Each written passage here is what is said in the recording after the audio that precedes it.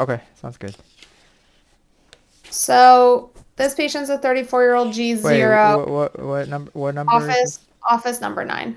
Nine. Okay. Okay.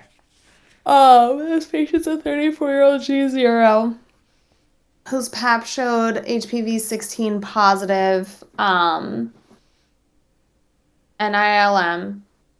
The culpa was CIN1, and she received the vaccine.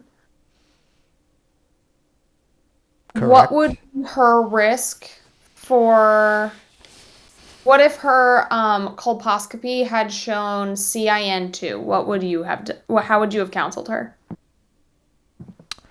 For a 34-year-old, I would counsel her that since the CIN2, the recommendation for CIN2 is a treatment with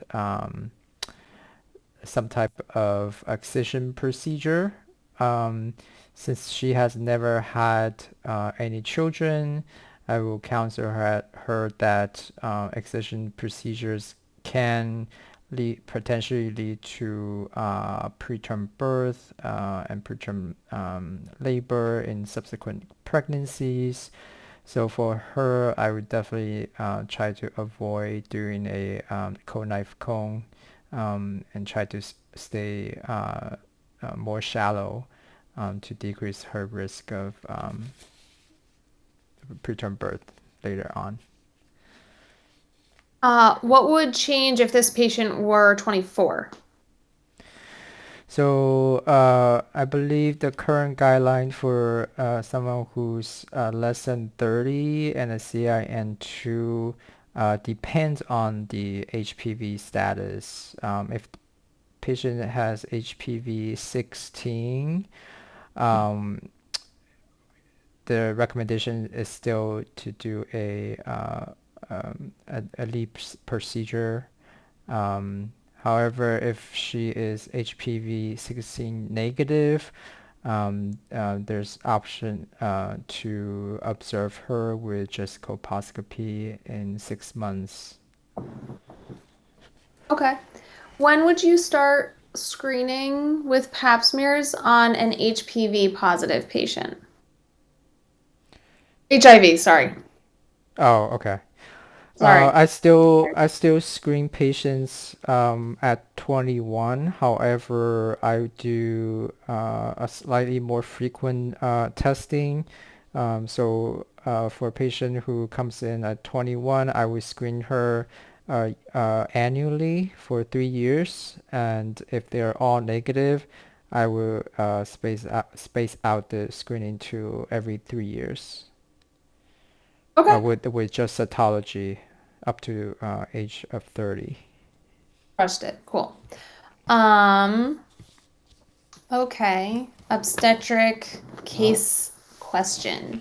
Random case question. Okay. Uh, your patient is a 40-year-old G1. Oh. And the NIPT at 11 weeks shows increased risk for trisomy 21. How do you counsel her? How old is the patient again? 40. 40. So I will counsel the patient that NIPT is a very sensitive test, screening test to screen for trisomy 21, 13, and 18. Um, since she's 40, the positive predictive value for that test is quite high. Um, uh, so for her, I would definitely recommend uh, doing a diagnostic test to confirm the T21 result. Cool. The amnio sent or would you which diagnostic testing would you do? She's at 11 weeks, and so she is a candidate for a CVS. It comes back positive for trisomy 21. How do you counsel her on the risks in the pregnancy? Yeah, if it comes back positive 21, um, the patient the patient's baby is most likely has a Down syndrome. So I will counsel her that the pregnancy itself with Down syndrome, there is an increased risk for a stillbirth and preterm delivery. So we would monitor the baby more closely, and also I would also offer her termination if that's an option that patient would like to consider. Um, but if patient does not want termination and wants to continue with the pregnancy is considered a high risk. What would be the risk in the pregnancy itself? Uh, is there a risk of is there a risk for like preeclampsia and all that stuff? Yeah. Yeah. Yeah, I think Okay. preeclampsia, preterm delivery. Okay. Yeah. And then also, once the baby is born, there will be more care needs to be done for the Down syndrome baby, depending on the severities of the abnormalities. Hmm. Uh, cool. Um, if a mother has FMNR copies, what would be a high risk of a male infant having Fragile X syndrome? Since the fetus has only one copy of the eggs, I believe the risk of the fetus having a more severe form of Fragile X would be greater. Mm-hmm. Cool. Um, good. And you have this is just I'm just ADD bouncing all over the place. You have a 28-year-old G0 who has a palpable 1 centimeter breast mass. How do you counsel her, and what do you do for evaluation? Um, so I would obtain a detailed history from the patient, asking her about the characteristics of the lesion in terms of when did she start noticing it?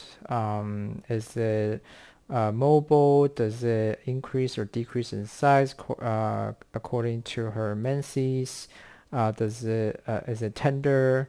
And then I would do a detailed physical breast exam, noting its mobility, tenderness, um, and also I would express the nipple to see if there's any nipple discharge, and also any lymph node enlargement as well.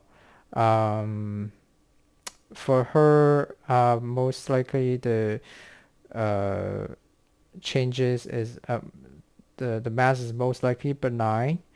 So for her, I would offer her to get a ultrasound of the breast, and then and possible diagnostic mammography depending on the results and all the recommendation of the radiologist. Awesome. What would change if this patient were 38? After 30, I believe diagnostic mammogram is first in line, and then followed by a ultrasound if needed. Cool. Um, Crushed that. Um, what would be the hepatitis B level that you would treat in pregnancy? To prevent vertical transmission, the recommendation is to start treating at 200,000 units in the third trimester. However, I would refer this patient to a GI specialist to see if she's a candidate for um, treatment of the hepatitis, prior to third trimester, um, and the levels do change depending on whether patient is positive uh, um, for Hep B is it Hep B E antigen, and also depends on the viral load, and also depends on whether the patient has elevated liver function testing. What is the units? I don't know if they'd ask you this. What's the units for the Hep B DNA level? It's international units. Yeah. Is it Um, per liter or just international units? per milliliter. Oh, per milliliter. Okay. Um, is the antiviral therapy curative or does it just decrease the copies? There is I think there is a curative treatment. No, it's not curative. Sorry. Yeah, it's not curative, Yeah. Hep but C. it does There's a decrease Hep C base. curative treatment. Heck yeah. Uh-huh. Crushed it. Which is exactly what the examiners are gonna do. Yeah. Thanks for all the feedback. You're doing great. I'm tired. I know I'll probably just start crying when they don't give me a smile. I'll be like, why are you guys mad at me? Um, Cecilia had her last day. It was very sad. Aw.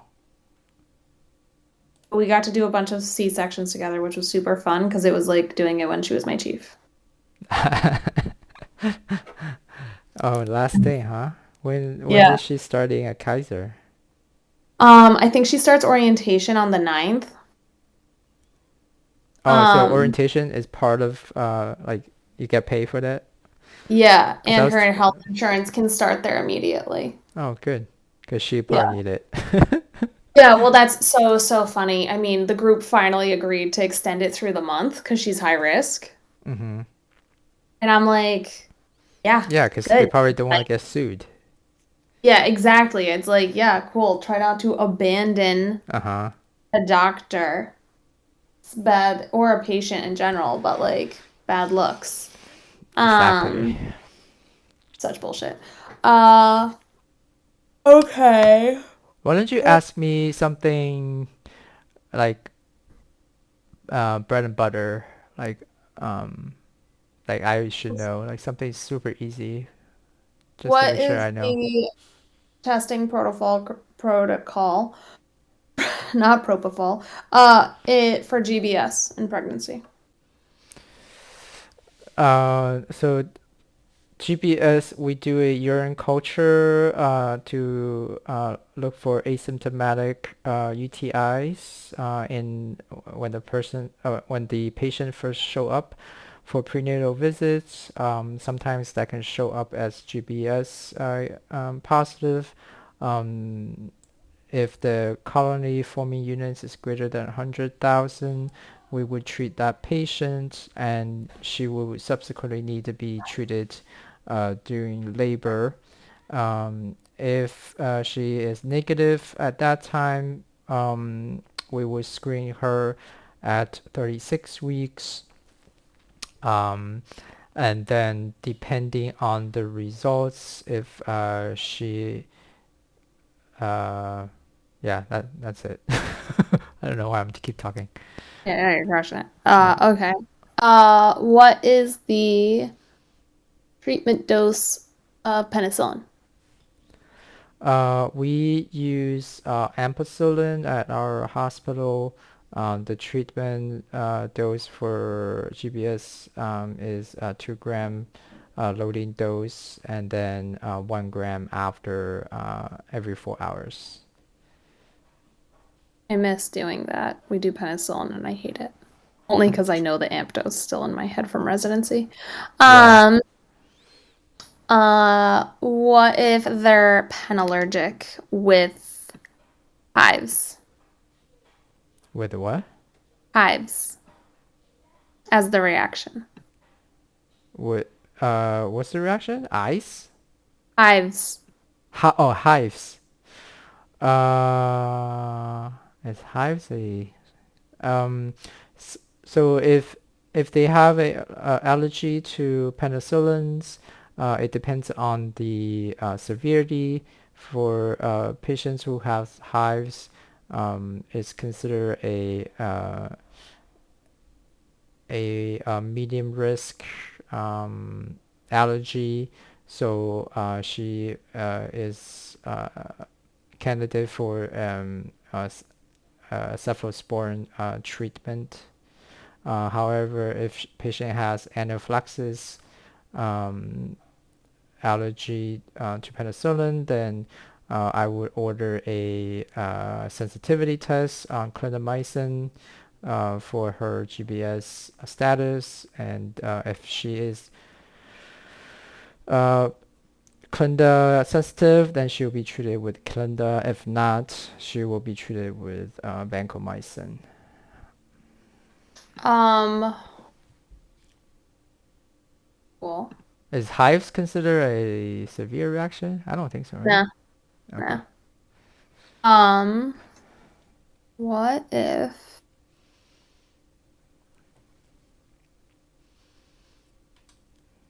do you know which cephalosporin? Um, I would just treat with. I actually don't know. It's cefazolin, but Cefazolin is Nsef. right?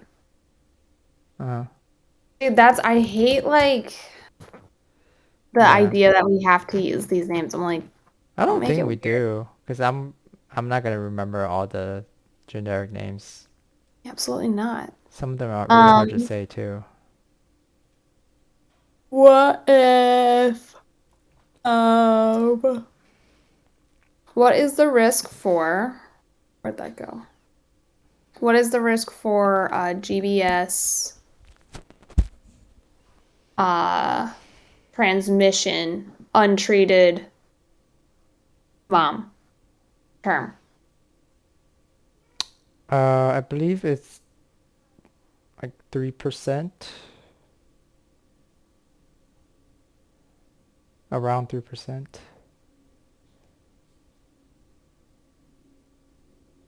I may have the wrong notes on that then. I think you asked me that question before. I think that's the risk for severe illness.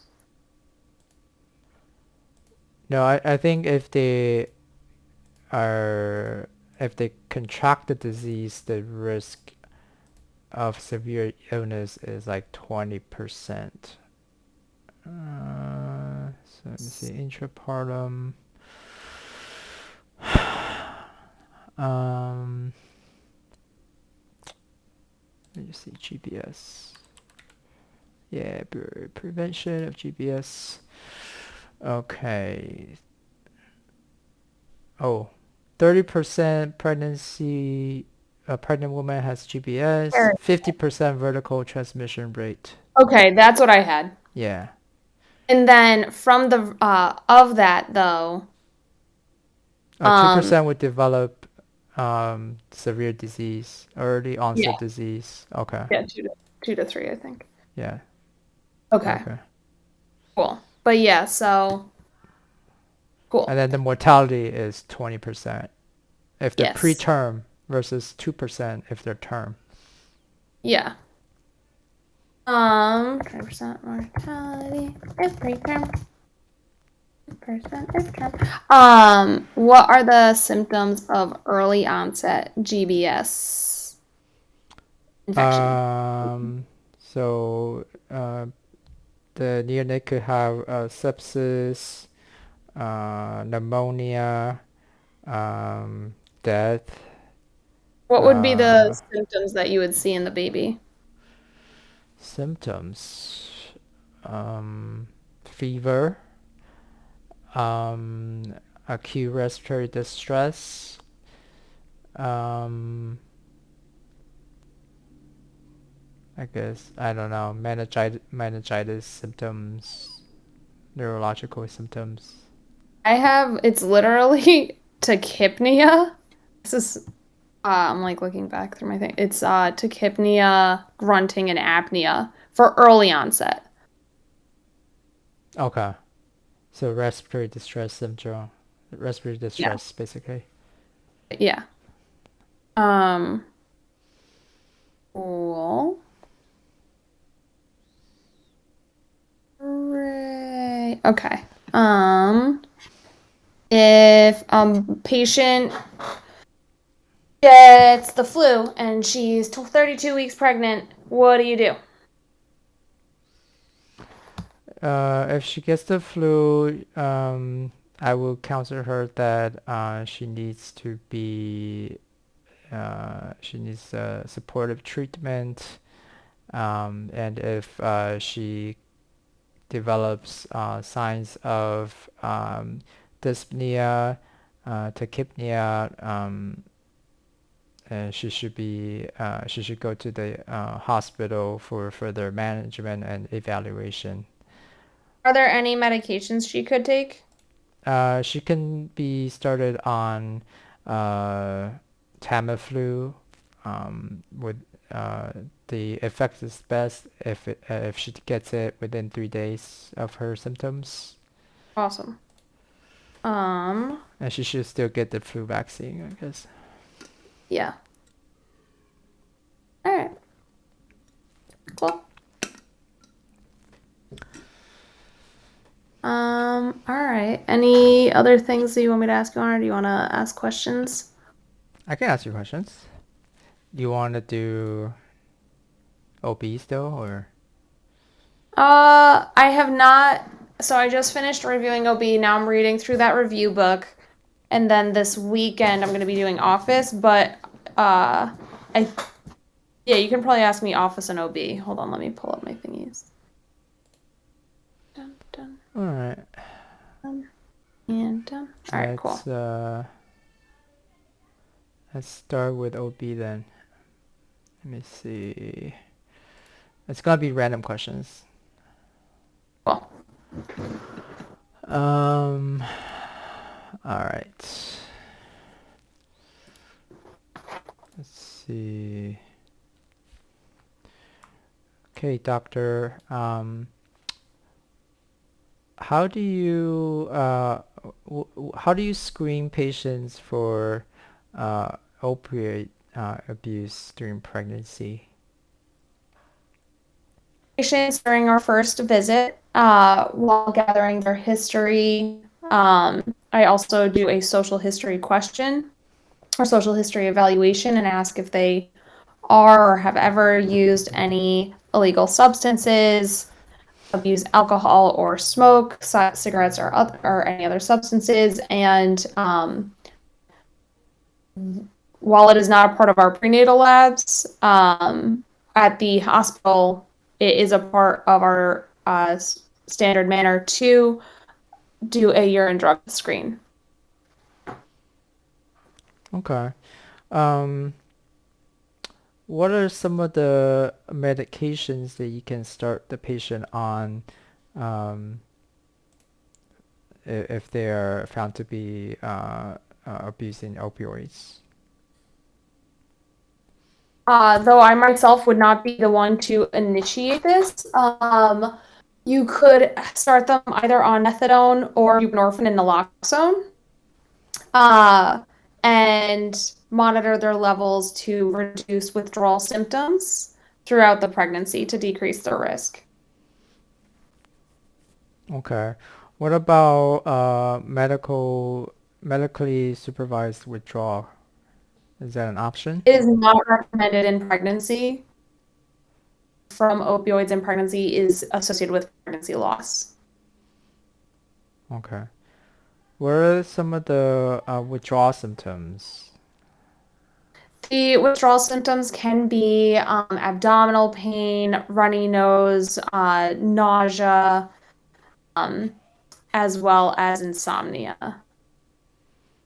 Okay. Um, let's see. How would you manage this patient intrapartum? Intrapartum, so generally, we do not have many patients who have a history of opioid addiction or abuse, but we would first ask them if they were using it via intravenous, smoking, snorting, what was their method of using medication. We would refer Let's them let's to. let's uh let's assume this patient is already on Subutex.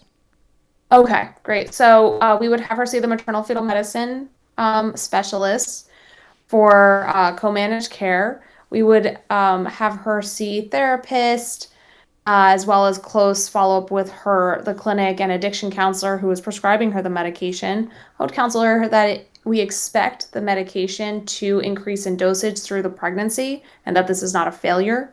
And then in it Okay. is on the recommendation, probably at 36 weeks, I would begin doing twice weekly NSTs. Uh, do you use Stadol in your pain management during intrapartum? We do, and I would counsel that this patient would not be a candidate for opioid partial agonists or agonists secondary to her medication. Okay. Is there anything that you will counsel the patient when the baby comes out?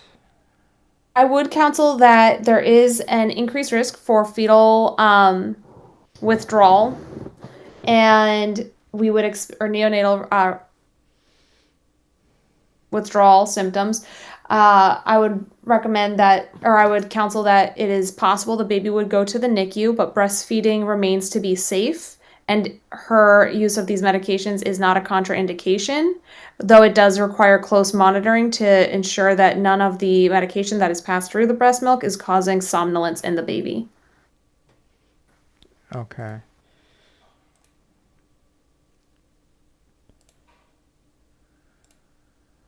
The So data is the not uh, indicative, one is not causative that it helps with the withdrawal symptoms. right. So neonatal abstinence syndrome, right? Um, Thanks. Yeah, Jesus. yeah.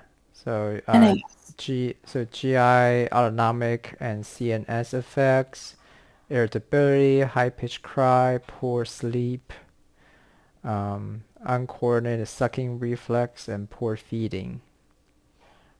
It generally occurs within 72 hours, and then resolves by 7 days.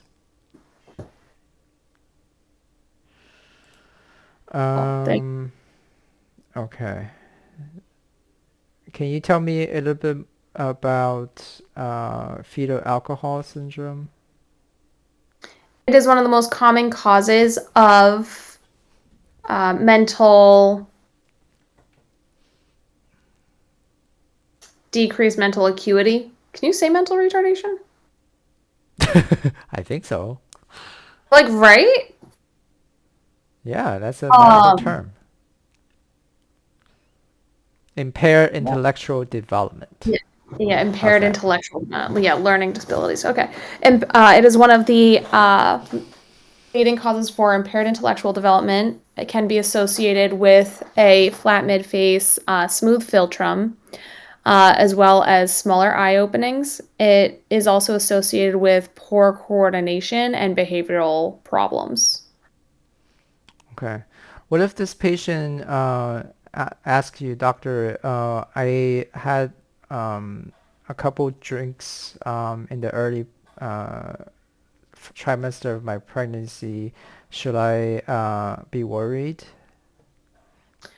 What I counsel patients on is that while it is unknown what the safe amount is, it is unlikely that short-term use is causative. But I would still recommend and refer her to maternal fetal medicine specialist for co-management. And what would be considered as a harmful drinking? Habitual over drinking more than 3 drinks a day, but I am not entirely sure, and I would have to double check what that exact number is. Okay. Um,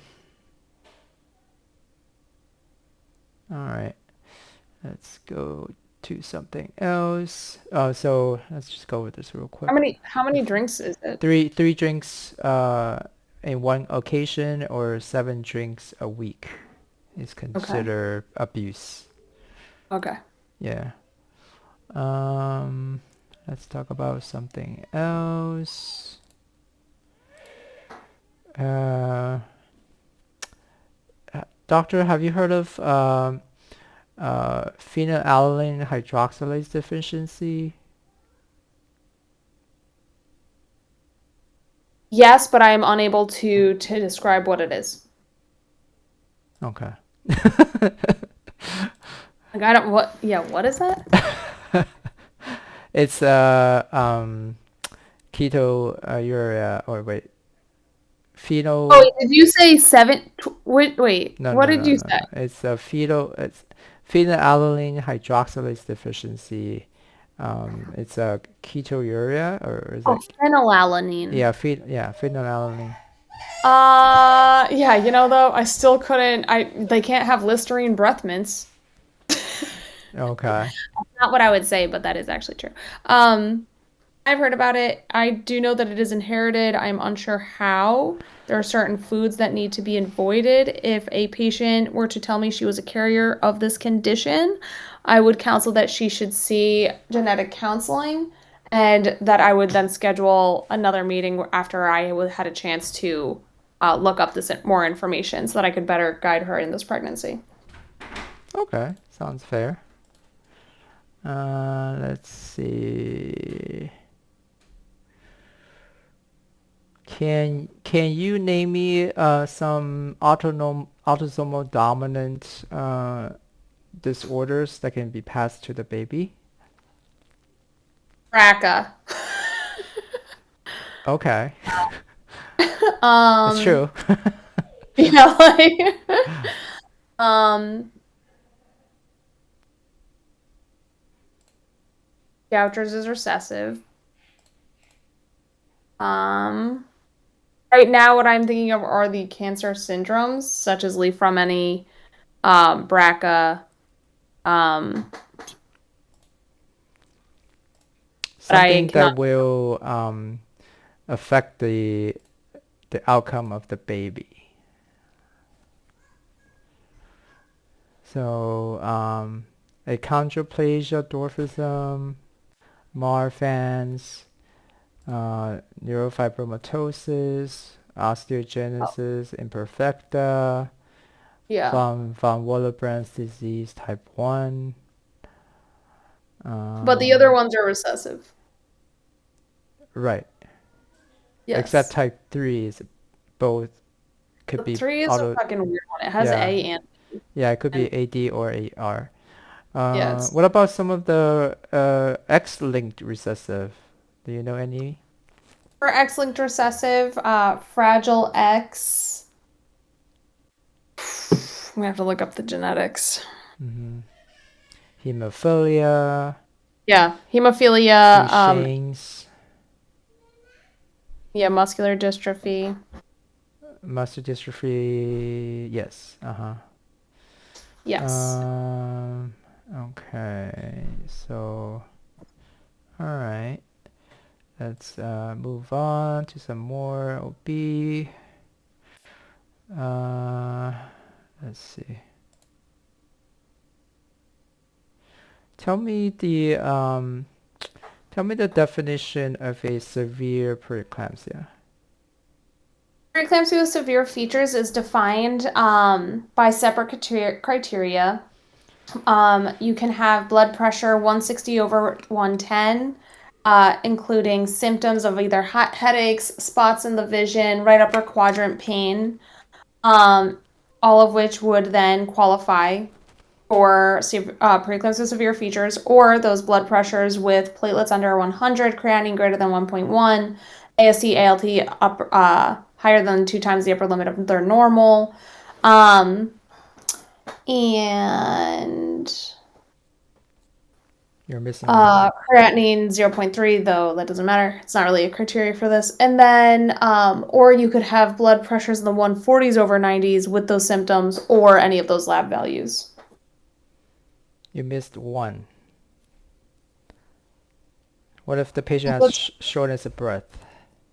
Oh, or if they have pulmonary edema, Uh-huh. oral effusion. Yeah. Um, okay. So when would you deliver a patient who has preeclampsia with severe features? I would deliver under 34 weeks for maternal or fetal indication if the labs and blood pressures were stable after initial management. I would try to make it to 34 weeks. In my practice, we would do inpatient management with fetal monitoring and serial labs to establish a stable baseline and to ensure that there was no harm to the baby in this environment. Over 34 weeks, I would deliver at time of diagnosis.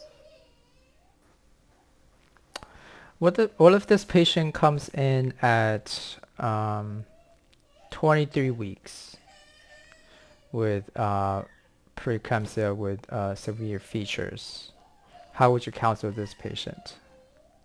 In these difficult scenarios, I would counsel this patient that she is at the point of periviability, that fetal survival is low and risk of survival without any deficits is lower.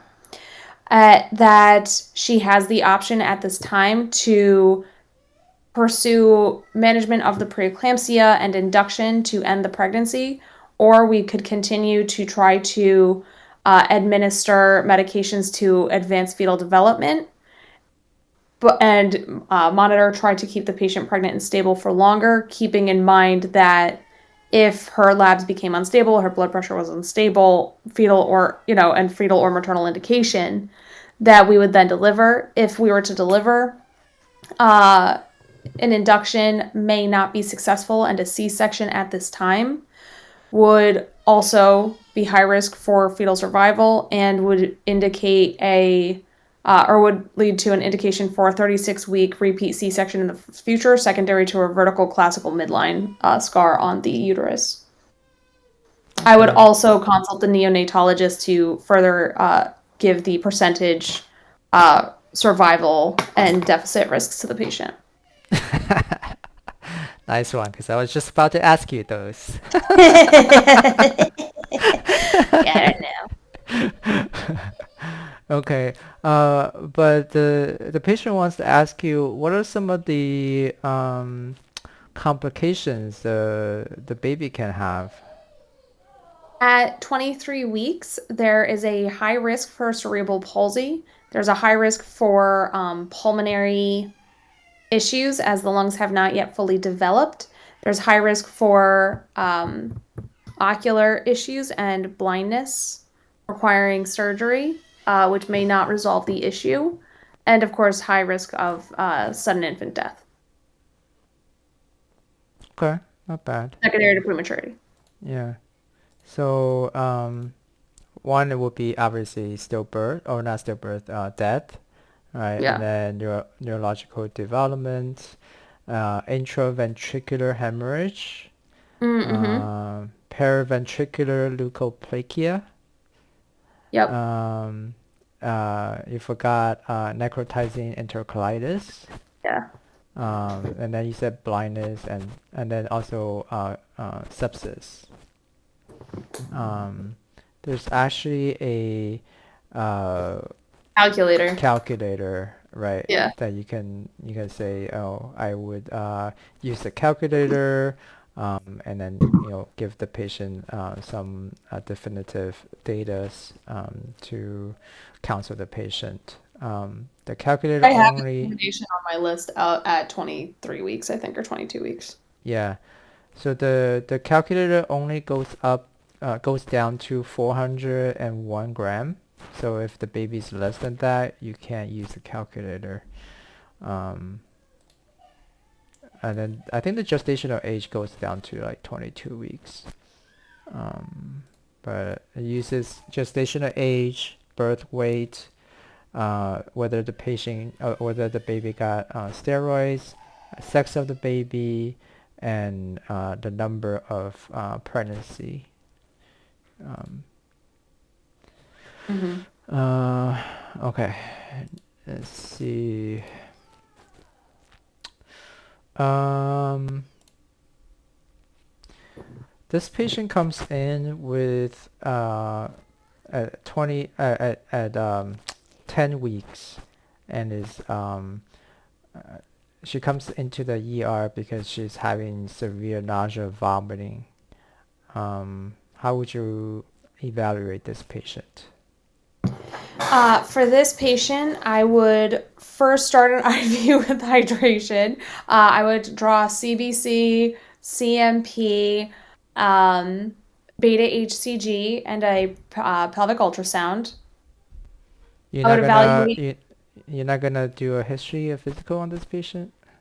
Yes, good call. I would first do a history and physical with this patient. After establishing that she has reliable cycles, I would then order pelvic ultrasound, beta HCG to evaluate for viability as well as molar pregnancy. I would then do CBC with a CMP to evaluate for electrolyte imbalances as well as a transient transaminitis, which is often seen in these patients. I'd start an IV to IV hydrate and possibly replete electrolytes. And I would give her IV Reglan in this patient population. And if she was able to tolerate medication, I would do a combination of B6 and doxylamine. I would also, assuming her nausea improved, I would transition her to oral medications, do a PO challenge, and counsel on diet changes that are low greasy, low spice, ginger, lemon lollipops, and small meals throughout the day. Okay, so you mentioned Reglan and doxylamine and B6. Mm-hmm. Okay, let's say those medication doesn't work. She's still vomiting. I would then offer Phenergan. So there is some cross-reactivity between Reglan and Phenergan. I would discuss with the patient the possibility of that reaction versus a possible risk with ondansetron, which showed a small risk for cardiac defects in a single study. I think also cleft palates. Yeah. Okay. It still doesn't work. For this patient, I would then do IV steroids. And if that did not work, I would order a PICC line and IV hydration and IV medications at home. Okay, not bad. What are some of the differentials? For nausea, vomiting, and pregnancy, Yeah. it could nausea and vomiting in pregnancy is could be hyperemesis, which is basically recalcitrant to treatment and associated with a 5% weight loss and electrolyte abnormalities. It could be secondary to a molar pregnancy. It could be secondary to multi-gestation. But if a patient came in with nausea vomiting, I would also need to rule out other medical issues such as peptic ulcer disease, appendicitis, or bowel issues. Okay. So I would say um, I would break it down into GYN and or not GYN but OB and OB. non-OB causes. For non-OB causes, I would further break it down into GI, GU, metabolic, neuro causes, right? And then for GI, you have cholestasis, pancreatitis, appendicitis, hepatitis, peptic ulcer disease. For GU, it could be pyelo, ovarian torsion, kidney stone, metabolic, it could be TSH, it could be diabetic ketoacidosis, it could be and then neural, it could be a migraine, and it could be, well, I have pseudo tumor cerebri, but that's really rare. Yeah, I mean, oh my God. Yeah, but something that you can mention if you want to be all smart. Fancy about it. Uh-huh. But then if they're like, what is the treatment? It's like neuro consult. Yeah, you need a drain. Acetazolamide. Oh, I thought you And put a drain in the brain. you can. Um, all right. One last question. Um, what what are some of the differentials if the patient comes in with pregnant patient comes in with uh, lesions or hives on their body? How many weeks is she? Uh, let's say she's 22nd trimester. So in a patient who comes in with lesions on her body, my differential includes allergic reaction, bug bites. Are these lesions where are these lesions? All over the body. Okay, all over. Are they open sores? Are they red? Alright, just give me all your differentials. That's all the Mol- information you're getting. Molluscum contagiosum, parvovirus, varicella, pups, PUDs. No, good. Uh, Keep going. um, not mumps, measles. I think that would be. And then if they looked like telangiectasias, then a renal hemolytic, uremic hemolytic syndrome. Okay. But Uh, if they were like, what else would you do about that? I'd be like, nothing. Ask neuro or ask nephro. yeah, that's pretty good. Um, so uh, the pregnancy-related rashes, right? It would be, I think you said the atopic eruption of pregnancy, and then polymorphic eruption of pregnancy, which is POPs. Mm-hmm. And then something called pemphigoid Oh gestinalis. yeah. Yeah. And then also you have to think about ICP, but she's early, uh, so but And she wouldn't. It doesn't have a rash. oh, you can have rash in your palms and soles, um, I but thought you just mostly have itching. itching. I thought that's what's noticeable. I think you can have rashes too. Yeah, that's what UpToDate said. So that's one of the differentials for rashes in pregnancy. Does it only have a rash because you're itching? I don't know. I thought you can still have like a some lesions on your palms and soles.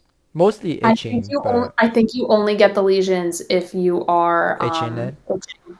Yeah. Okay, maybe. And then the other ones you talked about, measles, rubella, varicella, parvo, uh, which is fifth disease, and then you have sixth disease, which is herpes virus 6, and then you Yeah. have mono, herpes zoster, Lyme disease, and then also don't forget hot topic syphilis. Oh yeah, totally. hmm It's one of the MOC articles for this year, Mm-hmm. so I'm pretty certain they're gonna have something about that. Okay. I'm Yeah, I like haven't read any of them. 99% certain. Yeah. Yeah, Yeah, syphilis has been big, especially because yeah, it's it's been been increasing. Um, for years now. yeah, so Which is gross. People are gross. there's a lot of gross things out there, actually. Humans are disgusting. Like, stop spreading 1800s diseases. uh, all right. Anything else? No, that was good. Um, you're on call this weekend? I'm not, because I'm going to Dallas.